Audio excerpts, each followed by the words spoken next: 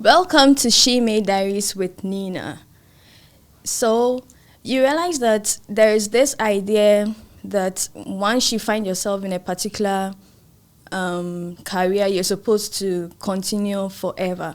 But some creatives realize that growth comes with career change and adaptation. So today, I am having a conversation with Betty Kankam Boadu to talk about her journey through journalism, communication development, and currently in MFA Communication Media Arts, where she is focusing on photojournalism and documentary storytelling. I'm so excited to have this conversation with her, and I know you would also love it.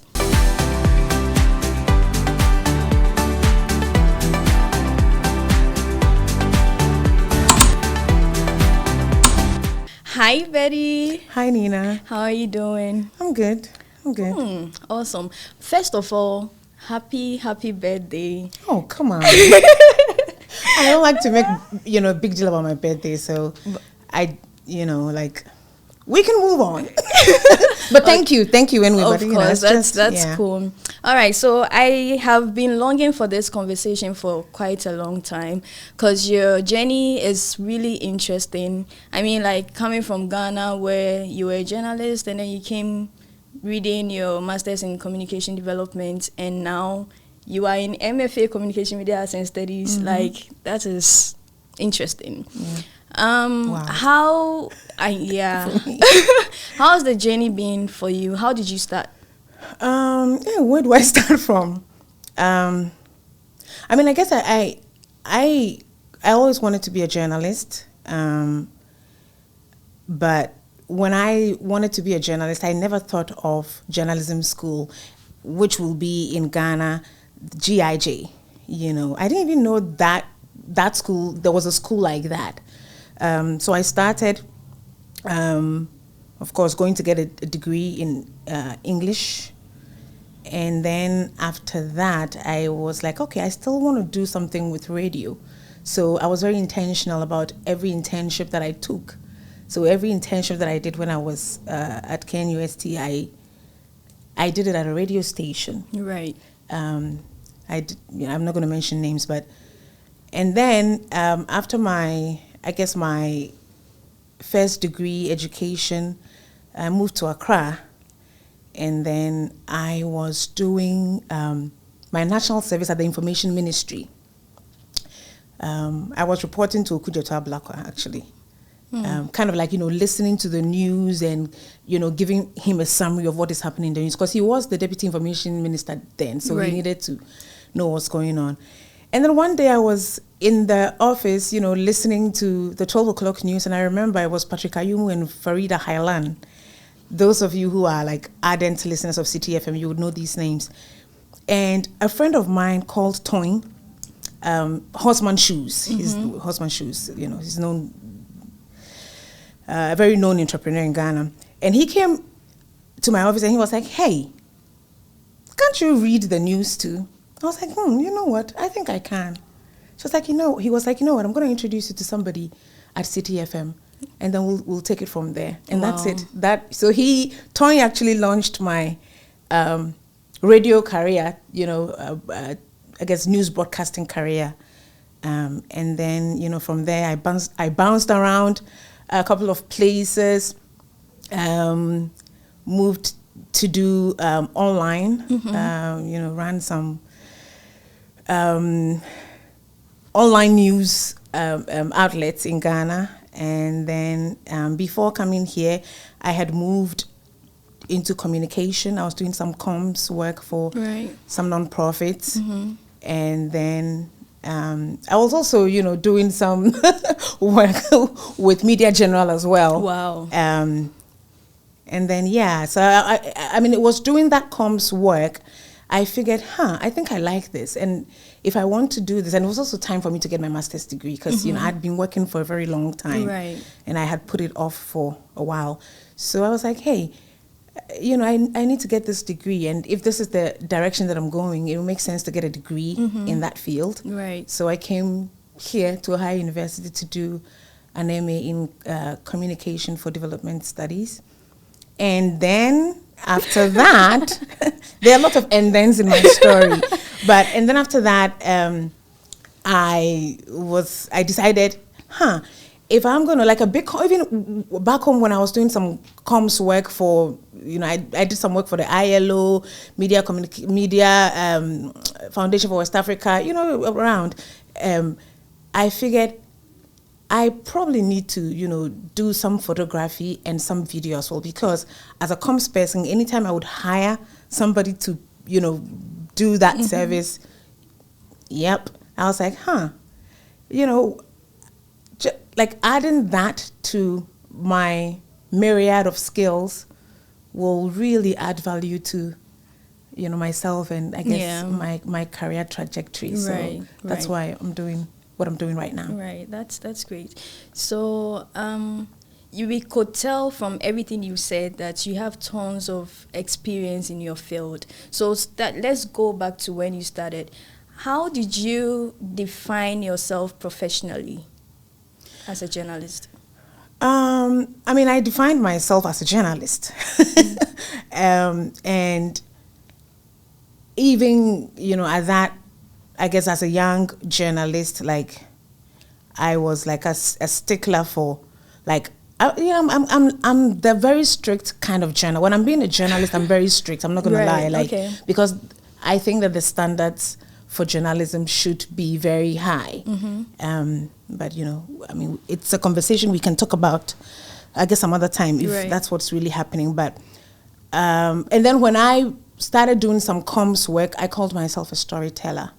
And I guess, some people may also call themselves as, storytellers when doing journalism. But, you're telling stories. But I think that sometimes when you call yourself a storyteller, that's my opinion. I think that there's some leeway for some, I guess, extra zhuzhing that you can add to whatever it is you're doing. Right. But for me, I think when you're doing journalism, it has to be like strictly journalism. Don't sprinkle anything on it, to nothing fancy or whatever. Yeah. But I guess now I call myself a storyteller because I haven't done journalistic work. I don't know, maybe in a while, maybe getting to a year. Okay. So I think I call myself a storyteller. Right. Wow. Yeah, that makes a lot of sense. So coming from Ghana and moving here, in Ghana, storytelling, I believe, is a bit different from how people tell stories here. How do you think moving here has changed the way you tell stories or the way you want to tell stories?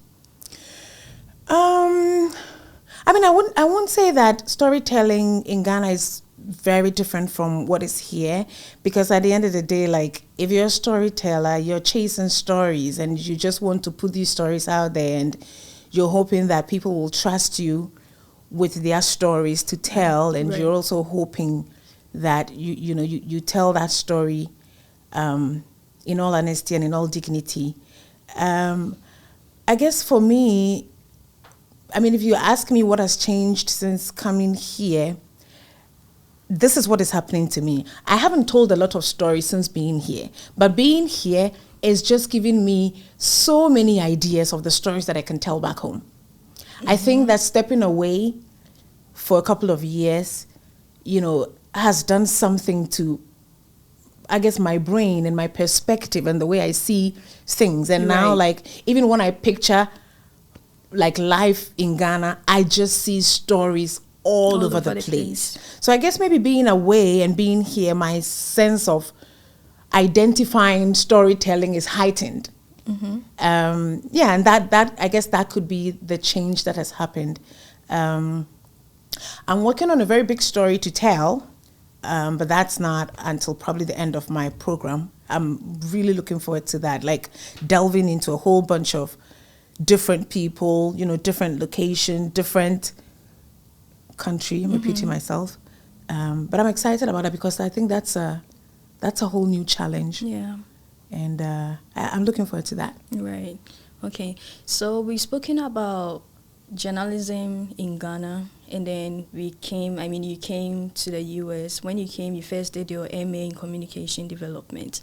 Okay. So what, like, when you came and you started doing communication development, did you realize that there's been a change in direction, especially you practicing journalism for tons number of years, like tons number of years, and you becoming like an MA in communication development? Did you think that, no, like, your direction has changed a bit, or you felt like you're still in line? It has changed. I mean, I guess if we put journalism and everything under the broad umbrella of storytelling, I'm still probably in that lane. But I would say that it has changed, because now I think I am... I don't want to say this, because what would that would mean? That if somebody has a wonderful opportunity, somebody looks at my portfolio, my resume of my work, and wants to give me some journalism job, they're like, she says. But I'm kind of moving more towards, like, I guess the storytelling side of things. So in that sense, I think that's what has changed. And I'm focusing on how to use these storytelling skills and tools and all the things that I'm learning, how I can use that to add value to, a non-profit organization that is looking to really, like, tell stories, whether it's telling their own story or tell the stories of the people that they work with and all that. So I guess in that sense, it's changed, because I can still do journalism, and I'm going to brag here. I'm a fantastic journalist. Anybody who's worked with me knows that, like, anybody who's worked with me knows that I'm a very committed journalist. When I'm chasing a story, I'm really there, and I know how to do it. I've done radio, TV, online, pretty much all platforms, multimedia. But I think I want to, being here, and also with the communication for development degree, I really want to head into a different direction. So there's a change. It's a change. Okay, that's awesome. So then now you finished communication development, and then you moved to communication, media arts and studies, where you are focusing on photojournalism and documentary storytelling. Okay, that's awesome. But then you also mentioned that as a journalist, going and maybe getting people to help you with production comes at a cost. It could be monetary or any other thing, which is okay. So would you say that your change or your redirection to this particular program is more personal or strategic? I think it's strategic. Okay. It's strategic. Because I want to position myself strategically, to be able to, I guess, go towards the new direction that I want to head in my career. And like I said, I would want to, I guess, step away from, like, journalism, but it's still storytelling,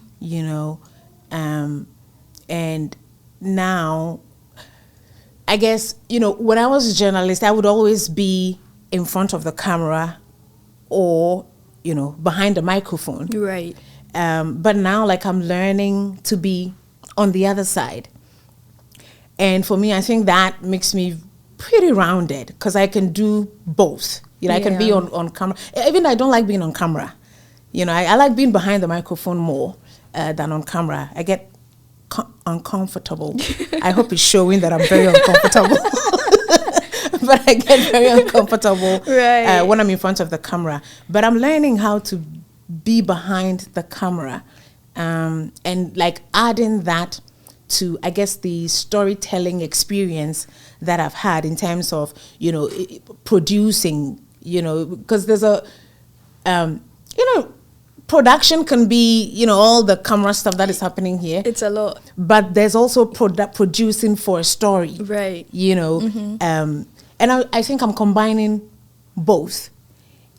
And I think that I'm adding real value to myself. And I think I'm being very strategic. That's why I've spent, God knows, by the time I'm done with this MFA, that'll be 5 years in school, which is wild. But and I'll be done after that. I promise. Hopefully. I will be done after that. I promise. But yeah, it's strategic. That's why I've spent 5 years in school. Yeah. So it has to be strategy, and that's what I'm working at. Right. That's awesome. So making these strategic moves definitely is adding or has added value to you, which sets you apart from your competitors, which is great. What challenges have you faced? Has it been a smooth ride for you?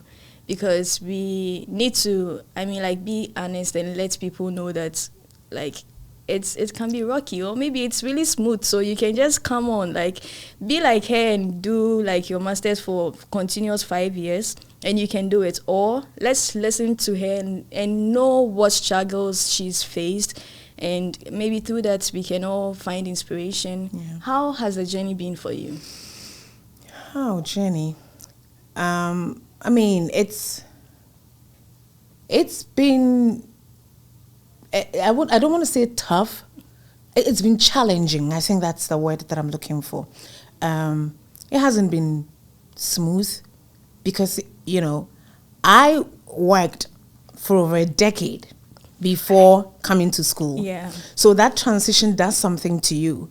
And if you have to do it in a different country, there's another layer of something that it does to you. Right. And till date, I'm still contending with that. Mm-hmm. There are days I have regrets. I'm not going to lie. There are days I regret coming to school because that meant I left 2 very good jobs to come here. And sometimes you think about, what if I had stayed, in my job? What if I had, and I liked my life in Ghana. Yeah. I really did. Yeah. I loved my life in Ghana. So it's been challenging. Aside that, you have to learn new things. I have to learn new tools. I have to learn new equipment, how to use them. The pressure to refine whatever skill that you want to refine. Mm-hmm. That's been very challenging because, I'm old, and when you're teaching an old dog new tricks, it can be tough, but that's why I'm here. I didn't come here because it was going to be easy, of course, yeah. I guess I came because I'm hoping that over the years I had to build that resilience to be able to push through this, and that's what I'm doing. But it's mentally, physically, everythingly challenging. Mm-hmm. And but it's doable. Yeah, it is. Yeah. I guess that's what it's been for me. Yeah. Thanks for being real. Yeah. We can only do it. Thanks for being I'm a journalist. Mm-hmm. I tell the truth. Yeah, you tell the truth. Yeah. The ethics. Yeah. All right. So how does, you mentioned you're Ghanaian, and being Ghanaian keeps coming up in the conversation. Yeah. How does being Ghanaian shape the stories you want to tell? Oh, that's a good question. I guess, again, that's a good question. I don't know how to answer that question, but I'm going to try. How is being Ghanaian shaping the stories I want to tell? I think I had already mentioned that being here has set off my story finding senses. Mm-hmm. They're way up high, and even though I did journalism in Ghana, sometimes when you're in an environment, when you're telling a story from, I guess, as an insider, mm-hmm. you take so many things for granted. Sometimes you don't even see the story. Yeah. But when you step away, so now when I think about even going back home to Ghana to tell stories, I am thinking about all the things that I ignored as a journalist, just the very simple things. Mm-hmm. And now when I go to Ghana, I see story all around me. And I think that when I was practicing journalism in Ghana at some point, I took that for granted. Like, you want to look for, I guess you really want to dig deep. Like, you want to find that. But I think that there are stories all around us. So I guess being Ghanaian and stepping away, and now when I look back in Ghana, how that is informing, I guess, the stories that I'm going to tell is that now I don't take any story for granted. And now I think that there are stories around all of us. We just have to, find the right access, and hopefully, I hope that somebody will trust us to tell those stories. Yeah. So I guess that's what happened to me. I actually feel you on that. I mean, it makes you pay more attention to everything happening around you. Yeah. Let me even talk about my project work. I had seen the masquerade, like people dressed in masquerade costumes since I was a child, but I didn't know there was actually like real history behind it. Like everything meant something. And as a Ghanaian, it took me like years. I got here and it took like someone from the music department, shout out to Papa Kojo. Yeah, it took him to like, we were having a conversation about he going to Ghana to do his findings on the brass band, the masquerade festival. Like he was focusing on the brass band. And I was like, oh, okay, like I'm doing photography. What can I do? And that is when I decided to like dig more into it. I was like, oh my God, there's so much you can actually tell stories on that we just ignore. Sometimes too we feel like, oh, it's not worth it. But it will surprise you that it's really worth your time. Yeah. So I really feel you on that. But again, like I think about even what we're learning here and the kind of stories that if we go back and we want to tell.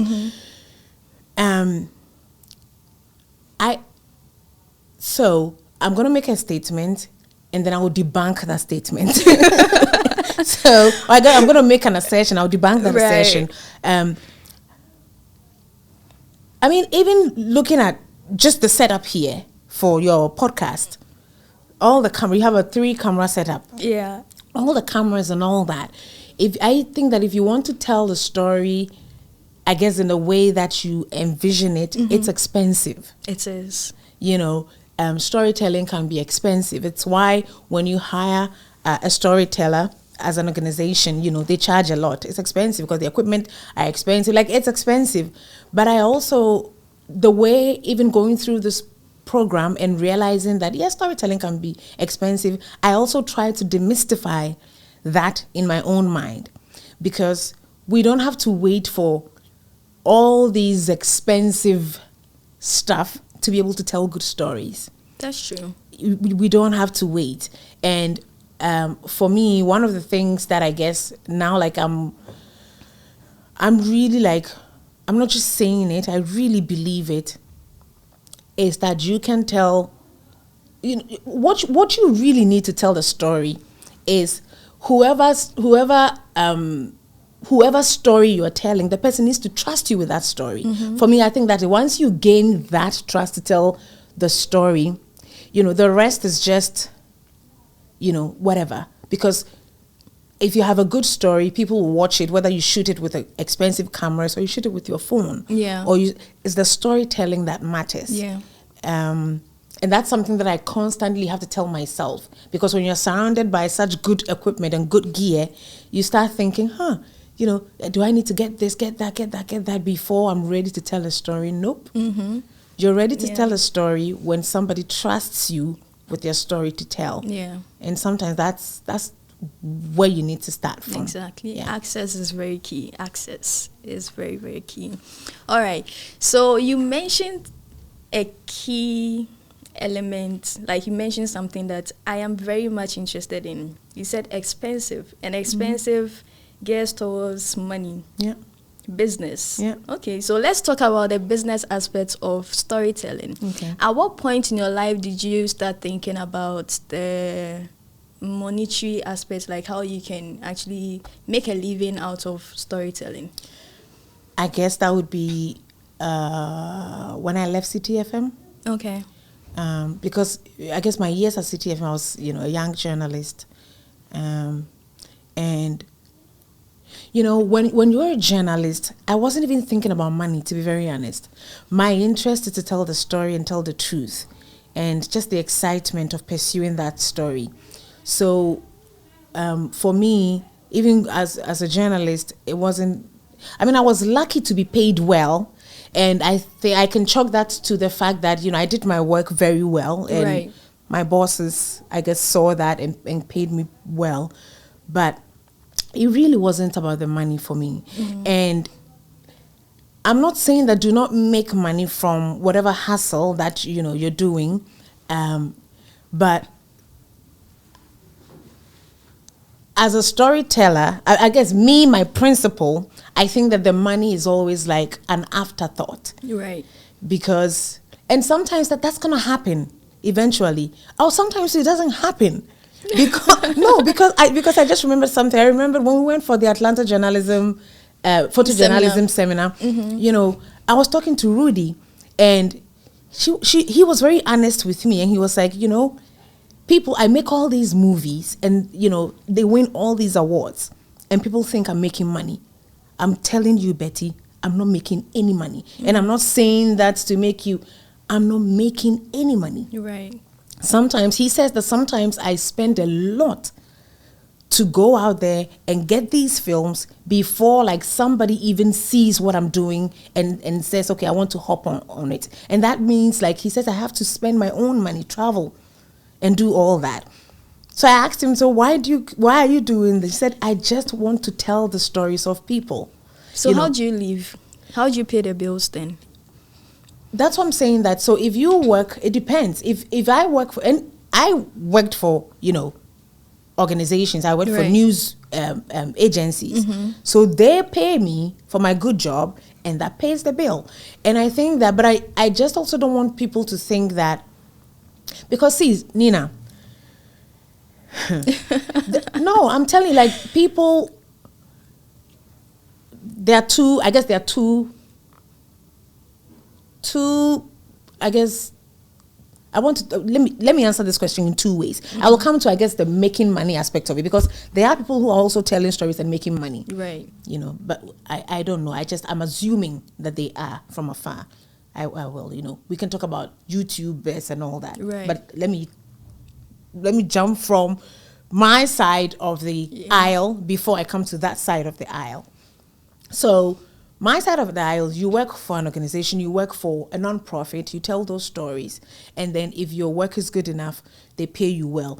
Or if you are, and I've been very lucky to do like a lot of freelance work with international organizations. That's great. And sometimes that's where the money also comes from. You know, but that's like short-term gigs. They are mostly not long-term gigs.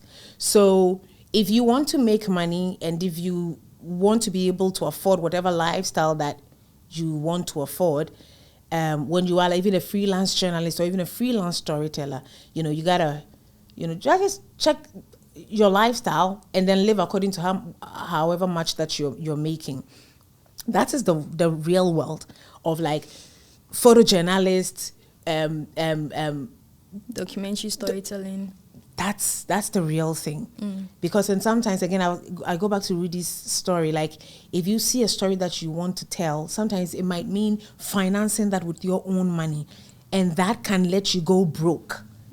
And there are storytellers who do that. They get broke for that story. So I guess you have to weigh what is more important to you. Do you want the money and live a comfortable life, or you're so passionate about what you do to the point that you will invest anything to get that story? And if that story ends up paying off monetarily, I guess you hit double jackpot. You know, if it doesn't, are you willing to be okay with the fact that you were able to push that person's story out there, but you know, it came at all the kinds of losses to you? So that those are losses you have to cut. But there's also the other side of storytelling, which is very common now. You know, there are YouTubers who are making a lot of money. I was talking to my friend David yesterday, and we're talking about Wodemaya. And David was telling me that Wodemaya, he heard somewhere that Wodemaya says he makes about $50,000 a month Right. from YouTube. what he does on his socials. So, Right. and he was saying that he's not on TikTok because TikTok doesn't fetch him money. There are people who are also on TikTok and it's fetching them money. But I side Wodemaya because I consider Wodemaya a storyteller, because he goes around, I guess countries, telling the stories of those countries and his experiences in those countries. Right. So that's a form of storytelling. But again, if you're lucky to find a niche in the storytelling space, and that fetches you money, you grow an audience and that fetches you money, in Wodemaya's case, fantastic. But there's also that side that, it's a hustle. And there's even that side, you can have like an agency, an organization or whatever that comes and gets your services for really good money. It's why like people, so you hear, there was this whatever documentary filmmaker working with this, for example, maybe ABC, and now they are working with NBC, and they are earning this amount of millions a year and all that. So you have to, I guess, cut your losses, but there are avenues to make money. And those avenues are there. And for me, it's been doing international work.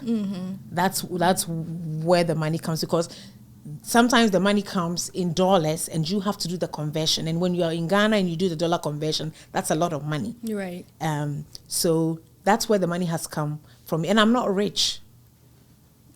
By no means. So if I say that's where the money has come from, I'm not saying that I'm a rich person, but I think that I've been very lucky to have had a career very early enough that paid me well. I've been lucky to have gigs that also paid well, that comfortably financed my life back home. Right. Here, I don't know yet because I'm a student. So right. In a nutshell, if you're thinking of becoming a storyteller like her, as she said, you just have to be smart, know what you're going for, whether it's money you're looking for, it's fame, or it's you telling people stories in a very realistic way to help society. So everything she said, it means that like storytelling is sustainable. Storytelling will forever be sustainable because, like everything is storytelling. And again, let me even broaden storytelling. Everything is storytelling. Everything. Lawyers are telling stories. Right. Politicians are telling stories. Like everything is storytelling. Because you're selling something. You're selling an idea. You're selling a person. You're selling a vision. And that there's a way you do that to get the results that you want. So I guess when we think about storytelling, we can really broaden it. Broad. So if there's a lawyer that is making some good money, that lawyer is a good storyteller. AKA that lawyer is a good writer too, because you have the American, system. You have to deliver your opening, and that's storytelling. You have to deliver your closing, and that's storytelling. Yeah. And even sometimes, like when you're calling witnesses to the stand, how you choose to call your witnesses is storytelling, because you probably want to do it in a way that creates a certain impact on the jury or people watching or whatever. Yeah. So storytelling is everywhere. It's so broad. It's so broad. So wherever you find yourself, and I think that people, I think we're very lucky in this day and age that if you are like, I guess, a young person starting your career and you're interested in this, you can do your research and find out, avenues that you can monetize, whatever it is that you are selling or whatever it is that you want to put out there. So you can do your research and then you can get into it. I didn't have the chance to do a research because I just wanted to be a journalist so bad. I just wanted to be a journalist. Right. And then that's where I started from. And then, you build experience and you gather knowledge, and then you find, Your niche. find, your niche and, ways to make money. But for me, again, make money, but me, it hasn't been about, it's not been about money. But I've been very lucky to be comfortable, but it's never been about money.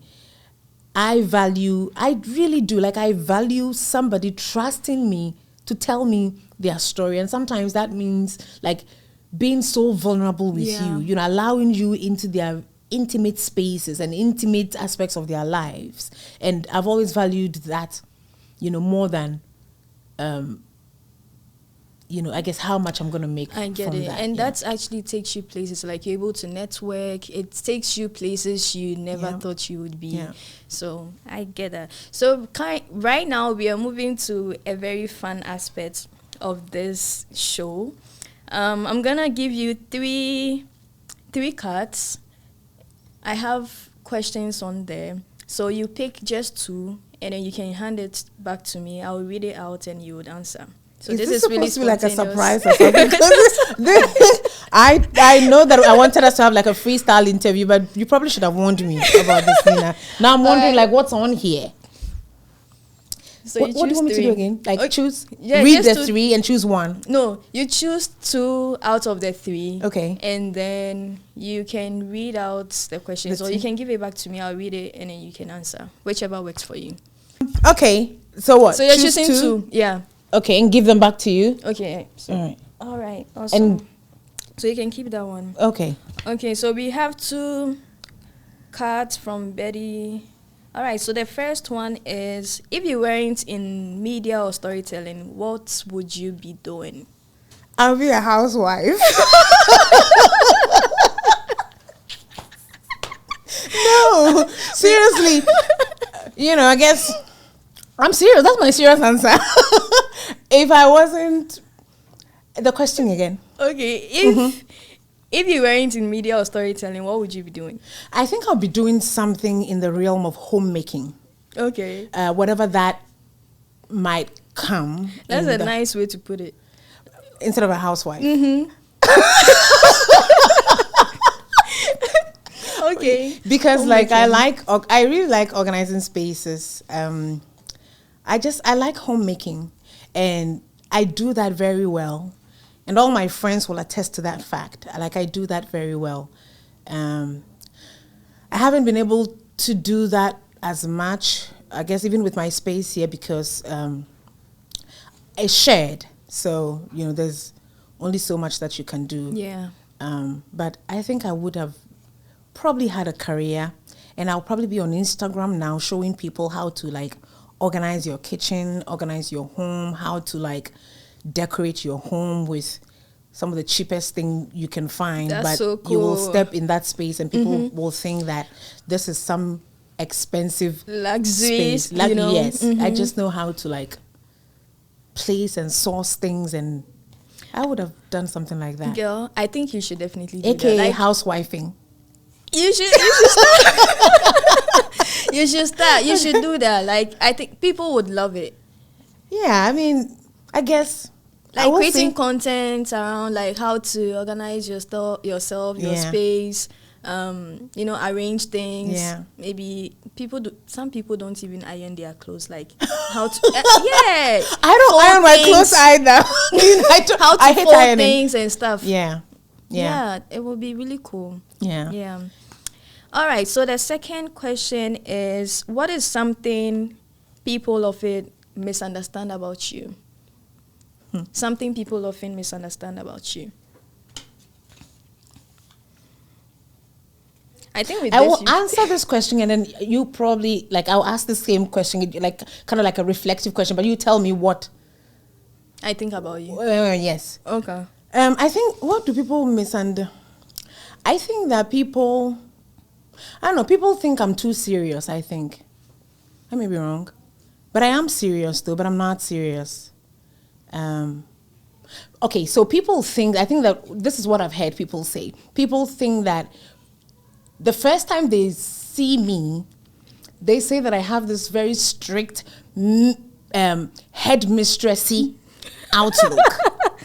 Right. Yeah, the people she must be very strict. She's a no-nonsense person. She a headmistress. Okay. I guess that's fine to a certain extent, because then I guess it wards off, people who are not serious, or people who, I don't know whatever it is. People who are afraid of headmistresses. I guess it wards them off, which is fine, because I don't know why you should be afraid of a headmistress. you should know that the headmistress has your interest at heart. You know? So if your interests are genuine, like you won't be afraid of a headmistress. Yeah. But, you know, I there's nothing I can do about that. Yeah, I guess that's just who I am. I'm not even trying to change that. But if people are able to move past that, and I guess get to know me a little bit more, you realize that I'm not serious at all. I'm not serious at all. But interestingly, when I first saw you, I know you know where we first met. I'm not gonna mention it here. I don't know, like I felt like you are someone I've always known. When I saw you, I just wanted to come close to you. Oh. And I think I said hi. Yeah. I asked you what you needed. Yeah. I know you know what I'm talking about. I know.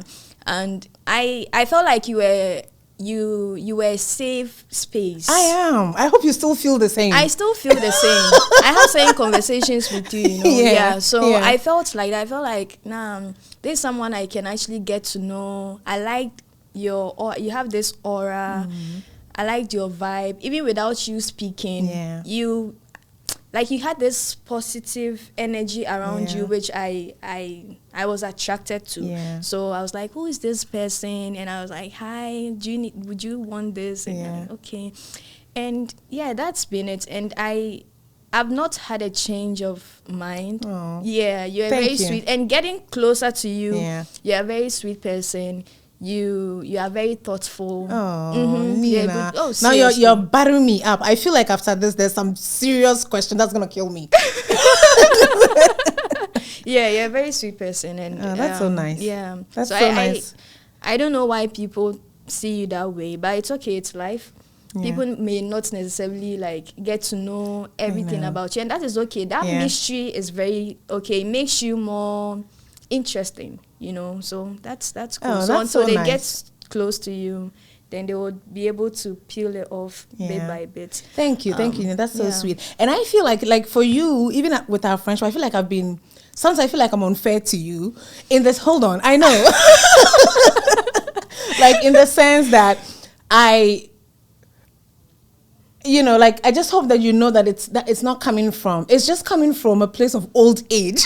I'm just growing, and there are certain things that when you grow, you are young, you're fun, you want to do. Sometimes I just want to just chill and then just pipe it down a little bit. Yeah. But thank you. Those are very kind words, and genuinely, that's what it is, you know. That's actually what it is. Yeah, that's what it is. So, but still hearing that, those are very kind words. Thank you so much. Awesome. All right, thank you so much. So we are bringing this to an end. Thank you so much, Betty, for joining us today. You're welcome. It's been very inspirational. It's been insightful. I've learned so much from you. I'm sure other people have also learned from you. So that brings us to the end of this episode. Thank you so much for watching. Don't forget to like, comment, share, and subscribe. My name is Nina, and we will see you in the next episode. Bye.